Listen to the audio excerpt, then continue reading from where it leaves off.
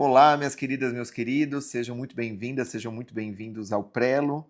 Essa é uma edição comemorativa, um programa comemorativo dos 100 episódios do Prelo de número 100 hoje. Então, é uma alegria chegar nesse patamar. Eu acho que não é uma efeméride assim totalmente, porque é difícil a gente persistir. Um podcast ele leva tempo para pesquisar, ele precisa das pessoas, ou seja, ele necessita que do outro lado exista, vamos dizer, um diálogo, ou seja, um podcast não funciona se não é um diálogo.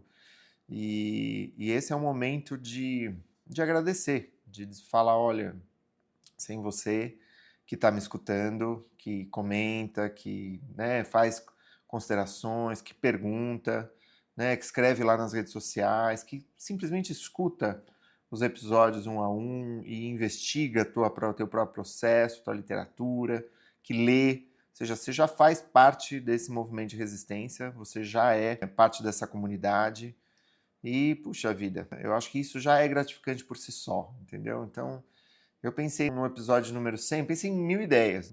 A gente teve muitas ideias, muitas possibilidades e tal. E uma das coisas que meio que vieram, assim, era fazer um lance mais laudatório sobre o prelo e tal. Mas eu sinceramente acho que não era o que eu queria fazer, né? Eu tenho essa coisa meio de seguir adiante, assim, sabe? De seguir adiante, de sempre construindo, de estar muito concentrado nasquelas nossas obsessões do presente, de seguir pensando, seguir construindo. Então, esse prelo não vai ser sobre o prelo, embora seja de número 100. Né? Embora seja um podcast que começou lá na pandemia, 2020, acho que foi em maio de 2020, se eu não me engano.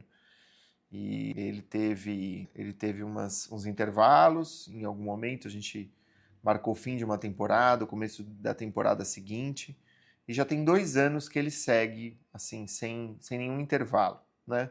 Ele começou quinzenal, depois passou para semanal, depois voltou a ser quinzenal, e eu acho que ele encontrou, assim, um ritmo, uma forma. A gente entrevistou várias pessoas aqui no Prelo. A gente teve participação da Flora Thomson DeVoe, que traduziu Machado de Assis, que virou recentemente uma febre aí, TikToker, enfim. E a gente teve a participação do Marcelo Montenegro, falando sobre a arte do roteiro. A gente teve Julian Fuchs, a gente teve escritores que participaram do curso, participaram da formação, que escreveram seus romances. Tina Vieira, a gente teve Virgínia Ferreira e outras tantas entrevistados. E uma beleza, assim, eu acho que é um desafio ainda para mim, né? Mas é aquela coisa, um desafio te ensina, você aprende com o desafio.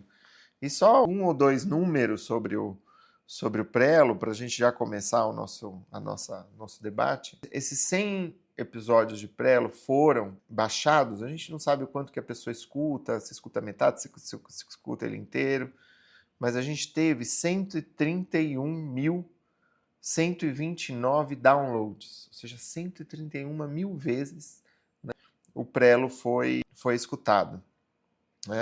Só nos últimos 30 dias ele teve, se eu não me engano, deixa eu ver aqui. Quais são os episódios mais ouvidos, né? Quais foram os episódios mais escutados até hoje? Tem um episódio que é campeão chamado Mercado de Histórias, uma conversa sobre narrativas e seus leitores, seguida de escritores para escritores, que é o episódio número 1 do Prelo. Depois, Os 3 Silêncios da Escrita, que eu gosto muito, Entregar-se à Arte, e um dos episódios mais escutados também foi o trabalho do roteirista, justamente esse episódio que eu comentei com você. Né?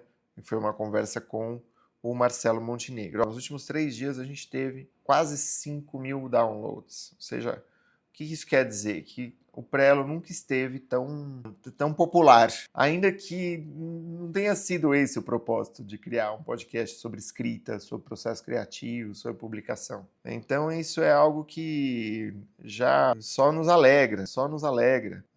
O Prelo é escutado em todos os continentes, primeiramente na América do Sul, né? Seguido de Europa, depois América do Norte, África, Ásia e, por último, Oceania. Pouca gente está na Oceania. mas é um dado muito curioso, é muito interessante. Isso é dos últimos 5 episódios. Eu acho que todos os episódios eu acho que reproduzem. Quando a gente pensa em todos os episódios, eles reproduzem essa regra, ou seja, África, América do Sul, claro, né? A gente está no Brasil e tal, né? A grande maioria está em São Paulo, seguida de Rio de Janeiro, Belo Horizonte, Brasília, Porto Alegre, Curitiba, Fortaleza, Salvador e assim por diante, gente. Aí é gente de todas as cidades, Brasil inteiro representado. Mas é isso. É interessante ver essas estatísticas, né? Pensar como que seria possível algo assim há 15 anos, há 20 anos. Não seria possível. E para comemorar esse 100º episódio, a gente resolveu fazer aqui uma versão em vídeo do Prelo. Então, se você está escutando no seu tocador favorito, não sei qual que é o seu tocador favorito, se você quiser me assistir, além de me escutar, vai lá no YouTube, no canal Escrita Criativa, Thiago Novaes, Thiago sem H, TI, não é? Escrita Criativa, Thiago Novaes, e me procura lá, você vai ver que um dos vídeos mais recentes, né, é essa conversa, é uma versão gravada, filmada do nosso programa, tá bom? Então, concluído esse processo, sobre o que a gente vai falar hoje, é um episódio especial e eu fiquei com vontade de conversar sobre coisas muito íntimas, assim. A gente sempre tem uma conversa muito íntima, né? Eu acho que a intimidade é um modo de cortar, vamos dizer, caminhos. Eu acho que eu gosto desse tipo de conversa. Uma conversa de bar, mas não é uma conversa sobre futebol, sobre celebridades. Não, é um papo sério. Um papo sério e divertido sobre as coisas que importam. Assim, ela é tangencialmente relacionado à literatura, à escrita. Afinal de contas, eu acho que a escrita também é um processo de reescrever o mundo, né? De reescrever a nossa experiência, a nossa vida, de aprender com aquilo que muitas vezes é cru, nu, muito direto, né? Que é esse puro real, com o seu ritmo, com a sua violência que lhe é comum, que lhe é natural. Eu acho que a realidade ela é por si só, vamos dizer, é muita coisa para processar, né? Muita coisa para processar. É difícil. E a literatura está aí para nos ajudar a entender, a processar, a pensar juntos, a pensar coletivamente. Eu acho que, em parte, vamos dizer, um dos motivos do esgarçamento social do nosso tempo tem a ver com o fato de que não estamos lendo os mesmos livros, e menos, não estamos lendo livros. Então eu sinto que havia, em algum tempo, uma espécie de base, não um cânone, porque o cânone ele é problemático, mas uma espécie de conhecimento de base. E eu acho que isso se perdeu, né? Se perdeu, ou seja, a língua que eu falo não é a língua que você fala. Então, muito provavelmente, muita gente que, sei lá, encontra o Prelo aí por acaso, às vezes escuta e já fala, não, isso aqui não é minha tribo, isso aqui não é minha comunidade, isso aqui é muito... Não sei o que esse cara tá falando. Imagina, assim como, eu sei, a gente tem vivido essa tribalização, né? Essa ideia do nicho, que na verdade é muito complicado, porque a ideia é que a gente se entenda, que exista, vamos dizer, um projeto de entendimento. Isso é uma base da sociedade. Essa sociedade está doente, já faz muito tempo, né? Na verdade, ela sempre esteve. É que isso estava escondido, né? Para alguns, né? Para outros não, para outros nunca esteve escondido. Enfim, estou fazendo uma longa digressão aqui, mas o que a gente vai falar hoje? A gente vai falar sobre, olha só, eu faço roteiros, eu uso o caderno para roteirizar as nossas conversas. Sempre. É que você nem sempre vê, porque agora a gente está em vídeo, mas é isso. Nesse prelo de número 100, eu gostaria de falar de 7 coisas que eu aprendi ou que eu ainda estou aprendendo desse percurso todo, desse percurso de escrita, de vida, 45 anos, 100 episódios, né? E que eu estou aprendendo ainda, não é uma coisa assim, olha, eu vim aqui te ensinar, né? Eu acho que a diferença entre nós é talvez que eu esteja dedicado a sistematizar isso, sistematizando outras coisas. Mas a gente precisa dessa sistematização para se ajudar. Mais uma vez, a literatura também é feita para isso, né? Então são 7 coisas que eu aprendi no percurso e que eu estou ainda aprendendo. E uma tem muito a ver com a literatura. A primeira que eu quero discutir hoje tem muito a ver com a literatura e que é, você pode achar meio confuso, meio estranha essa afirmação a princípio, mas eu vou desenvolvê-la. Autoria e responsabilidade são a mesma coisa. Autoria e responsabilidade são a mesma coisa, né? Leva tempo para a gente se autorizar a ser autor. Olha só, autoridade. Leva tempo para a gente se autorizar a ser autor. E esse tempo tem a ver com um processo de responsabilização e de autorresponsabilização, né? Toda autorresponsabilização é uma responsabilização. É o contrário que eu queria dizer. Pelos processos, por tudo que te acontece. Né? Não é se culpabilizar, não é ser o autor de tudo que te acontece. Na verdade, a gente sofre a vida. Né? As coisas nos acontecem. Mas tem um processo aí de como responder, o que dizer, o que fazer, né? O que pensar sobre as coisas, aquilo sobre o qual você decide não pensar, também é uma forma é uma responsabilidade. Ou seja, eu falar, olha, disso eu não quero pensar, porque eu não vou, isso não é uma prioridade para mim, né? A minha prioridade é essa e essa. Eu estou com essas pessoas são importantes para mim, essa literatura é importante para mim, né? E ser também, claro, poroso, né? Ser poroso, ser histórico, nesse sentido de que a gente não está... Ser responsável não quer dizer ser fixo, não quer dizer congelar um tempo, não quer dizer ser autoritário, né? Não é disso que eu estou falando. Estou falando dessa ideia de você tomar para si as coisas, né? Eu acho que... Eu já citei esse verso, que é: permita-me que eu fale, não as minhas cicatrizes. Isso é se responsabilizar, né? Não é a cicatriz que te fala, mas a cicatriz é tua também, né? E eu acho que a gente precisa se responsabilizar até pela nossa história.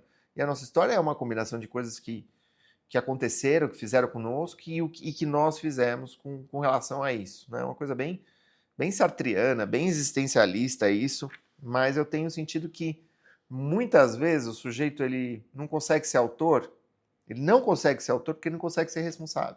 Porque ele fica à sombra de alguma concepção, de um grande outro, né? Delegando, vamos dizer, a autoridade para outra pessoa. Né? A Maria Rita Kell, ela tem essa frase que eu acho incrível, que é da psicanálise, que estamos sempre à procura de um senhor. Somos escravos, o neurótico é um escravo à procura de um senhor. Então, nesse sentido, a gente está sempre querendo que digam o que a gente deve fazer ou o que não deve fazer. E surpresa, as pessoas até podem te oferecer soluções parciais, mas você pode pegar essa solução e, se você não compartimentalizar, não dividir, não pensar, não mastigar, entendeu? Não elaborar, não digerir isso, você mesma, você mesmo, isso nunca vai ser teu, isso nunca vai te servir, né? Então, pensar é muito difícil. E é por isso que a maioria das pessoas julga, prefere julgar, né? Criar é difícil. E é por isso que a maior parte das pessoas prefere reproduzir. Eu acho que em muitos momentos da nossa vida, e para muitas coisas, é necessário reproduzir, repetir, copiar. Copiar é fundamental. Quando a gente vê um filho, uma filha, você vê que ela gosta de repetição, ela gosta de repetir as coisas, ela gosta de ouvir várias vezes. E a gente precisa disso também para o aprendizado, né? Mas que a repetição seja um instrumento para a criação, entendeu? A repetição não é um fim em si mesmo. Na verdade, o que eu quero é escrever como fulano. Não, é impossível, né? Nem ele tem domínio sobre isso. Nesse sentido de que a gente descobre o nosso estilo. A gente descobre... É interessante porque é uma invenção que ao mesmo tempo é uma descoberta. A gente descobre um estilo, né? E a gente é responsável pelo estilo que a gente descobre. Né? A gente, claro, vai assimilando coisas que a gente precisa aprender, lacunas de formação, né? Encontros. Às vezes você fala, eu quero colar no Machado. Eu já fiz isso muitas vezes. Eu quero colar no Machado, eu quero conviver, eu quero ter essa boa companhia para mim. Quero colar na Cecília Meirelles, quero colar na Clarice, quero colar na Lígia, quero colar na Conceição, quero colar... Ou seja, eu quero colar não quero colar a. Essa coisa de você colar a prova do outro. Não é você se aproximar, você está próximo, tá próximo. Mas essas coisas são você que escolhe, né? E eu acho que tem muitas vezes que essa escolha ela deve ser uma espécie de Tai Chi Chuan, intuitivo, né? A gente tem falado em alguns encontros no gesto espontâneo. O que é o gesto espontâneo? É algo que você deixa acontecer e que é muito teu, né? Inconsciente e consciência se fundindo ali. É complexo? É complexo, mas olha, eu acho que, né, se eu vier aqui simplificar, né, trazer a coisa de uma forma simplória, e simples e simplório não é a mesma coisa, mas assim, se eu tornar a coisa simplória, você pode até se sentir, vamos dizer, uma certa catarse ali, de, tá resolvido, né? Mas eu acho que essa catarse dura pouco. Então é justamente a ideia que a gente traz da complexidade. A realidade é complexa. E eu acho que essa arte de combinar o trabalho do inconsciente e da consciência na depuração da sua responsabilidade é das coisas mais importantes que você pode fazer para a tua obra, para a tua vida. Segunda coisa que eu queria discutir, que é, vamos dizer, esse atestado de não confundir autoaceitação com autocomplacência. A gente falou no último episódio, eu fiz uma grande provocação assim, e como toda provocação ela é impopular, meu último episódio de número 99 não foi o mais baixado. Por quê? Porque eu falo sobre as tentações da desistência. Eu sabia que esse era um tema impopular, mas eu sabia que era um tema importante para a gente ver, pensar, encarar, sentir, né? Justamente o sujeito que tem mais medo disso é aquele que está mais à mercê disso, né? Ou seja, a nossa sombra tem muito a nos ensinar. E o que é não confundir a autoaceitação com a autocomplacência? Eu acho que tudo de grande que vai acontecer na tua vida, se você for escrever um livro, esse livro for grande, ele vai ser grande porque ele vai passar por uma travessia de autoaceitação. Quando, eu não sei, assim, para mim tá, claro, isso tem a ver com os livros que a gente lê mais recentemente, mas para mim, assim, nada diz melhor sobre isso do que as obras da Annie Ernaux, por exemplo.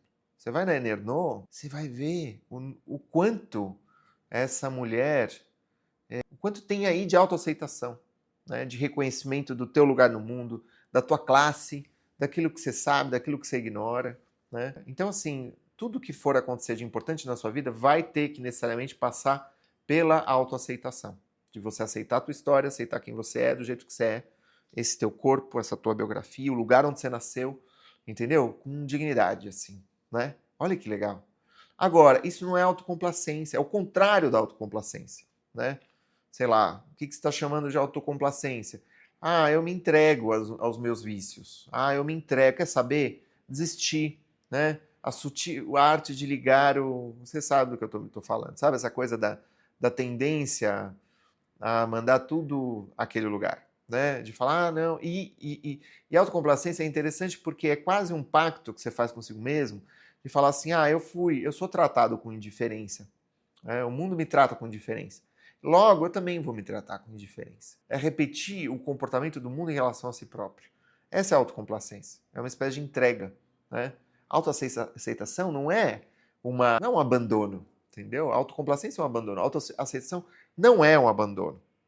E quem quiser saber mais sobre isso e pensar mais, ter uma companhia legal para pensar, lê a obra da Bell Hooks. A Bell Hooks é uma grande autora e que nos conduz a esse caminho, assim. É uma beleza aquelas coisas que ela escreve, né? E ela constrói muito... É uma espécie de autoajuda subversiva, sofisticada, comunitária, de autoaceitação. E eu acho que é uma confusão que as pessoas fazem. E eu já vi muita gente, assim, sei lá, se entregando, né, a bebida, a comida, a uma espécie de... É isso, eu acho que você sabe do que eu estou falando, né? Eu não vou fazer aqui um repertório dos nossos abandonos, eu acho que são muitos, mas é um pouco por aí, tá? Bom, terceira reflexão que eu queria deixar com você hoje é: você não precisa de remédio, você não precisa de diagnóstico, você não precisa de dieta, você não precisa de receita. Do que você precisa é de calma. Uma vida que não te permite esse espaço de calma é uma vida patogênica. É uma vida que precisa ser trabalhada. E é a vida que precisa ser trabalhada. Ou seja, a calma, ela vai melhorar a tua saúde, ela vai melhorar o relacionamento com as pessoas da tua família. Os relacionamentos são sempre difíceis e ela vai melhorar esse relacionamento consigo próprio.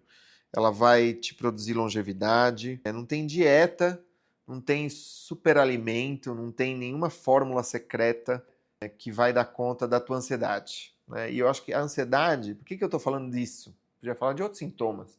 A ansiedade ela é um outro nome para angústia, que é, vamos dizer, a fusão de todas as cores da neurose, né? É um pouco a luz branca do nosso aparelho psíquico. Por isso que eu falo disso, porque ela tem um lugar muito central e um lugar muito central na sociedade capitalista, né? Que produz ansiedade. Porque a ansiedade, ela produz consumidores, ela produz patologias, né? O que gera mais PIB? Você saudável ou você doente? Se você comprar mais remédio, comprar mais soluções, comprar mais academia, comprar mais milagres, você vai movimentar o PIB. O PIB não é um sinônimo de felicidade. Pelo contrário, se você precisar comprar o oxigênio que você respira, o teu PIB vai crescer, o PIB do país vai crescer.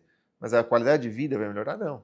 Então o que eu quero dizer é, essa ansiedade, que é uma dos grandes capitais do nosso sistema, produtor de patologias, ele se alimenta disso. E eu acho que parte do trabalho que a gente tem que fazer é de resistência. E parte da resistência é produzir calma. A calma é aquela espécie de remédio para todos os males. A calma significa conseguir não fazer nada, entendeu? Parar um tempo, tipo parar um tempo, parar para olhar, parar para escutar o outro, de fato, sabe assim? Parar de comer um pouco, sabe assim? Falar, não, eu quero isso. Não, você não precisa de nada. Para um pouco. É um pouco essa... A gente está sempre querendo preencher. Convive com o vazio, né? O vazio está aí para ser compreendido.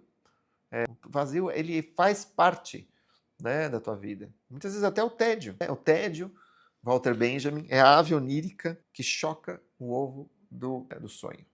Não, da experiência. O tédio é a ave onírica que choca o ovo da experiência. Olha que bonito. Então, e para que a gente sinta tédio, a gente precisa parar um pouco. A gente precisa olhar. A gente precisa ficar um pouco onde está. Né? Mas a gente não deixa, né? A gente está lá sempre ouvindo alguma coisa nova, sempre, sabe, consumindo, né? Com teorias, conceitos, podcast também, vídeo, né? Restaurante, novidade.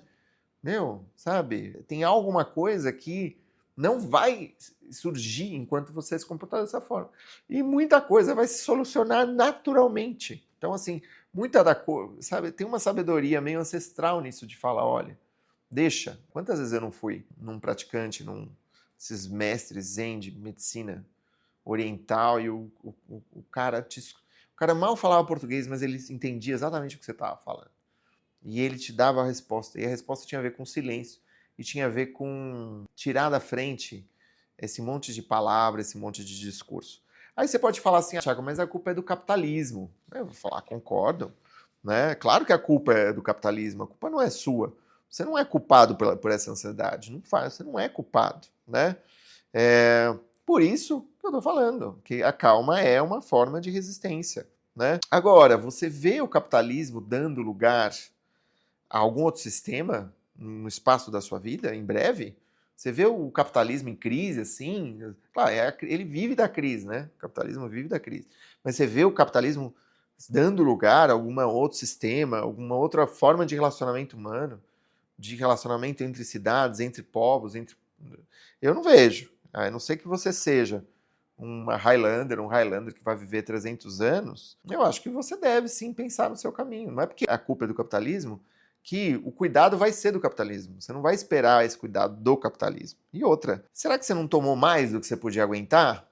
Né? Será que você não colocou no teu colo mais coisas do que você poderia bancar? Né? Não tem nenhum gozo nessa tentativa de ser super mãe, super escritora, super vó, super mulher, super homem, sabe? Nessa coisa de achar que você precisa ser a provedora ou provedor, ou de que você tem que dar conta de tudo para ser minimamente escutada ou merecedora de amor e atenção. Será que não tem uma parte nossa que não precisa ser trabalhada nesse aspecto? Né? Pode ser que para você não tenha, né? Ótimo. Se para você não tem, olha, Legal, parabéns. Mas para muita gente tem, né? Esse é um terceiro ponto que rendeu, não é? Tem um quarto que eu queria discutir também, que é a felicidade, ela é impopular. Nossa, olha só que interessante. A felicidade é impopular, né? Embora a gente seja rodeado de sonhos de felicidade, de imagens de felicidade, né? O que eu quero dizer com isso é, na sua escrita, buscar a popularidade é um tiro no pé da sua criatividade. Ou seja, a busca da popularidade, seja, essa alienação do desejo, não é? O desejo é outro trabalho que a gente precisa ter internamente, né? O próprio desejo. O que é o próprio desejo? Né? Ou seja, alienar-se totalmente ao desejo do outro é você, de algum modo, falar, eu busco a literatura porque eu quero ser livre, porque eu quero dar voz à minha voz, porque eu quero me descobrir, eu quero me achar. Aí o que você faz? Você pega essa voz e coloca numa jaula, né? Numa ideia, né? Numa ideia de uma ideia, né? Numa visão limitada do que já é uma visão limitada, que é essa ideia de popularidade, que é essa ideia de nicho, de que é essa ideia de o que eu preciso fazer para que me amem, né? E assim por diante. Isso não quer dizer que a tua escrita não é para os outros também, não é um diálogo, não é uma forma de entrega, de amor, né? Não é um prato que você faz com os seus melhores condimentos, né? Com surpresa, com açúcar, acidez, com a picância, que seja nutritivo, rico e gostoso, né? Uma oportunidade de se encontrar com os outros. A tua literatura pode ser tudo isso, mas se ela só for uma alienação do desejo, né, em nome de uma popularidade, né, tentando né, se esforçar ao máximo para ser amado, o que você está fazendo é domesticar esse desejo, essa liberdade. Isso acho que envolve ter a liberdade para gostar e desgostar das coisas. A gente tem também, vamos dizer, discursos hegemônicos do gosto, né? Ou seja, você vai ter que ter também a liberdade de desafiar, de se abrir para o diferente. Né? Você não precisa ser submisso ou submisso a discursos nenhum e a comportamento nenhum, né? Porque muitas vezes esse discurso, esse comportamento também provocam sofrimento, né? Também estão te abalando, né? O inconsciente ele é um lobo, né? Ele não é um poodle. E a autoaceitação, da qual a gente estava falando agora há pouco, ela passa por isso. E isso é muito mais libertário e isso é muito mais não binário do que muito do que se afirma hoje como sendo não binário. Vamos para o quinto ponto que eu queria discutir, para essa reflexão sobre a vida meio provocadora e meio subversiva. E impopular, talvez, não sei. Será? A liberdade real, ela reside na indefinição. Isso quer dizer não enquadrar nem nada, nem ninguém. A palavra ela é perigosa, né? A palavra ela pode ser uma categoria, né? Enquanto você me escuta, né, isso acontece com... A gente está sempre ligado, a gente está sempre buscando categorizar as pessoas. Né? Então, enquanto você me escuta, muito provavelmente você vai estar assim, não, mas peraí, onde é que esse sujeito se enquadra no espectro político-ideológico? Ele está do meu lado ou ele não está do meu lado? Né? Para que a gente faz isso? Para entender, para falar assim, não, eu conheço esse tipo é aquele, esse tipo é esse. Né? E aí o perigo reside nisso. Quando a gente vai escrever um livro, a gente achar que conhece, né? Isso aparece nas mentorias, isso aparece nos colóquios das minhas formações, né? Na formação e preparação do romance, principalmente, né? Que é essa ideia da produção de uma literatura meio didática, onde eu tento mostrar, ensinar alguma coisa para alguém. Falar, olha, cuidado com isso. Isso pressupõe que você conhece. E a primeira pergunta que a autora e o autor devem fazer é, será que eu conheço? E aí, vamos dizer, poder habitar esse não saber, né? A literatura ela é realmente potente se ela faz perguntas, mais do que ela dá respostas. E do que você está falando exatamente, Thiago? Eu estou falando assim, naquela tua avó que teve 4 filhos, que cresceu na roça, no interior do estado, né?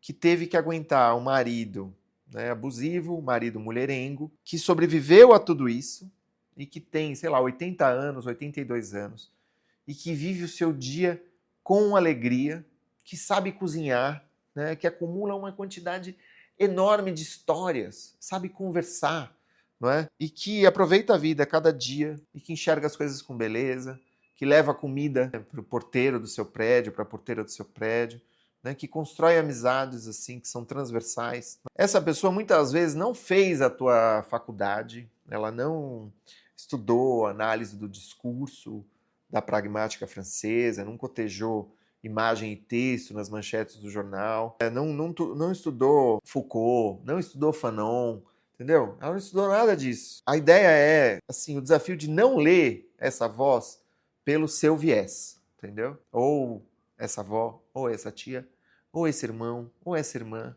Não lê pelo seu viés, entendeu? Não adianta. Porque se você ficar querendo categorizar o mundo pelo seu viés, você vai perder. Você vai perder. Entendeu? E a sociedade como um todo vai perder. No Prelo de número, acho que 98, foi o penúltimo, antes desse.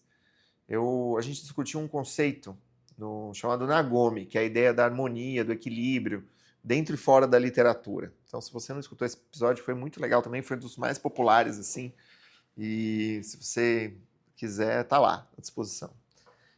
Mas teve um tema ali que eu não apresentei, porque eu achei que fosse polêmico, mas hoje é um momento da gente conversar sobre isso.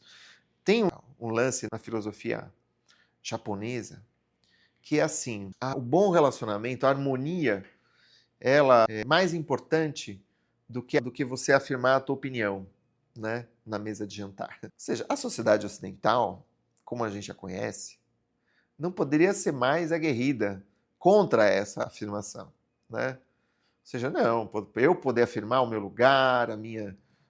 não, isso é muito mais importante. Eu afirmar minha singularidade é muito mais importante.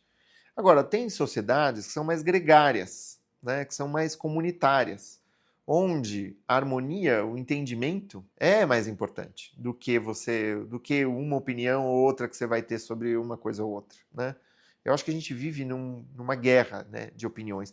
E essa guerra, ela é uma guerra surda. Ela é uma guerra surda. E eu acho que tem algo dessa cultura asiática que a gente precisa aprender. Eu não estou dizendo com isso, né, que a gente tem que aplicar isso diretamente. Eu acho que a gente tem que ser equilibrado, até no equilíbrio. O que eu quero dizer é, nós somos de um país de tradição escravocrata, né?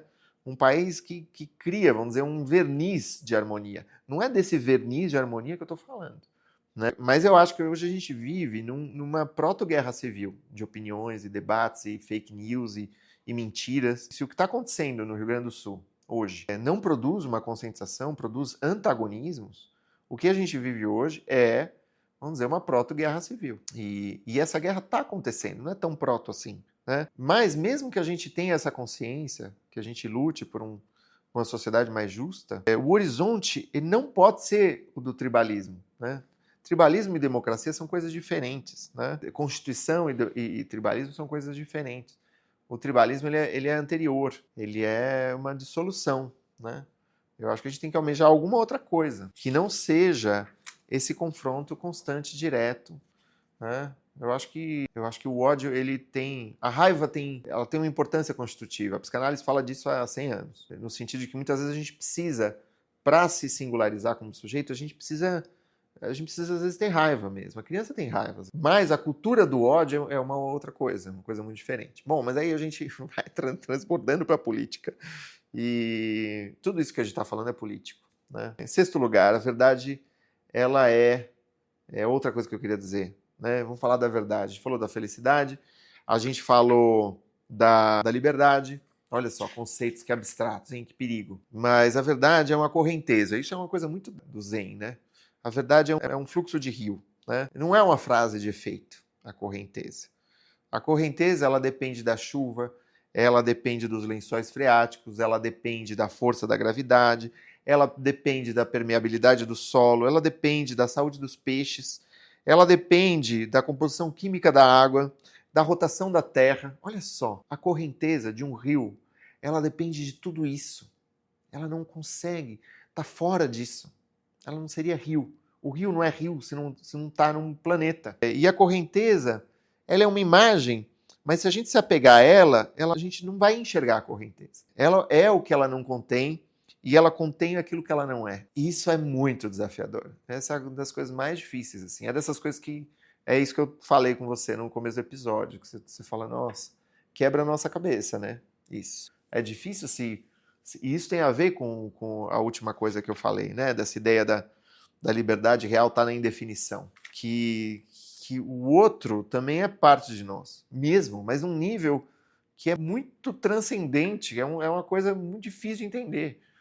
E quanto mais você medita, quanto mais você se desapega dos roteiros, dos lugares comuns, das categorias, né, das teorias fechadas, mais isso se faz presente, mais isso se mostra. E eu acho que isso tem a ver também com sustentar mais de uma ideia ao mesmo tempo, né?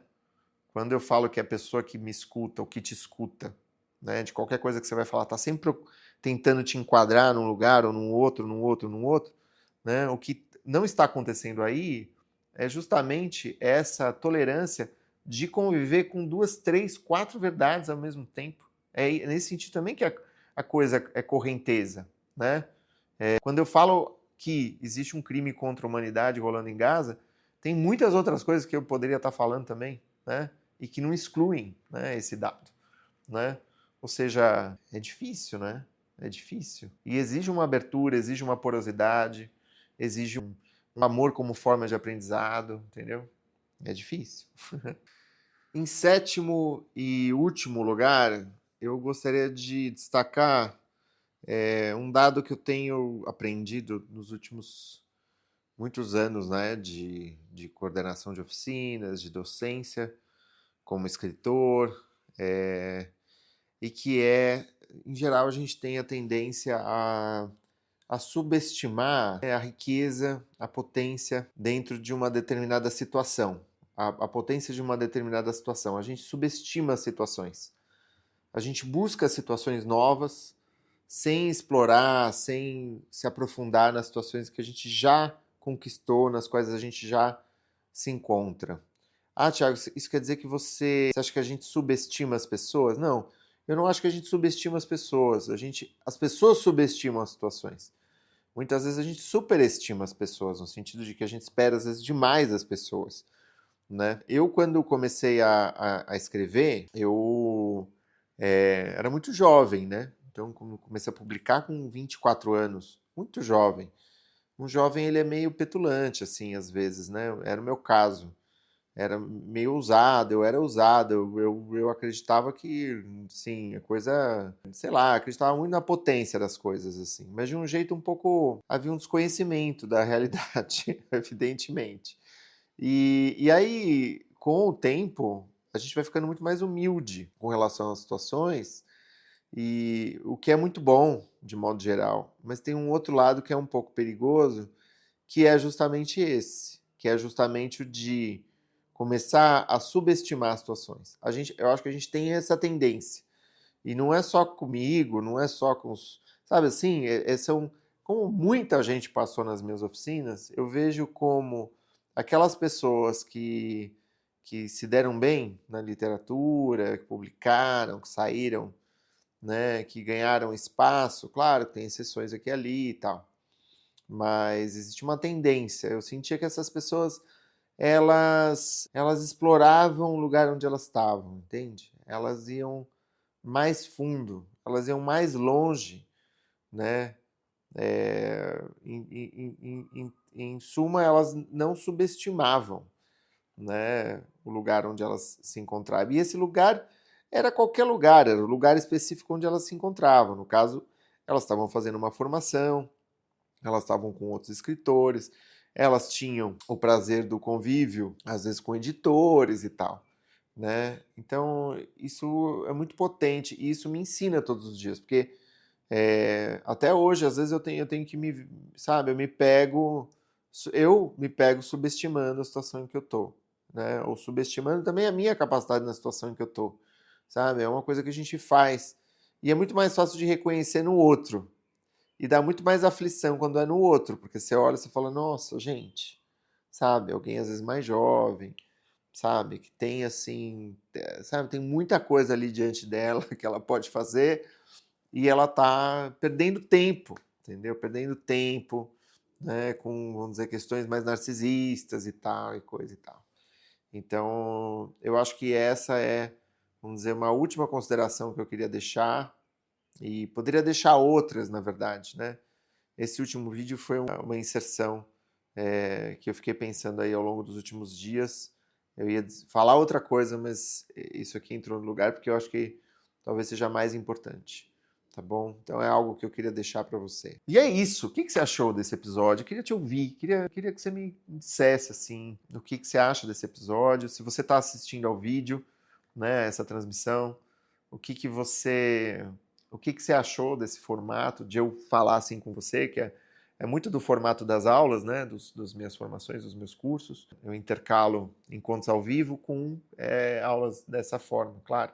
Elas são, às vezes, mais recortadas dentro de um aspecto, né, literatura, a gente fala de foco narrativo, personagem, analisa um livro e assim por diante. E eu queria também aproveitar para te pedir um favor nesse episódio número 100.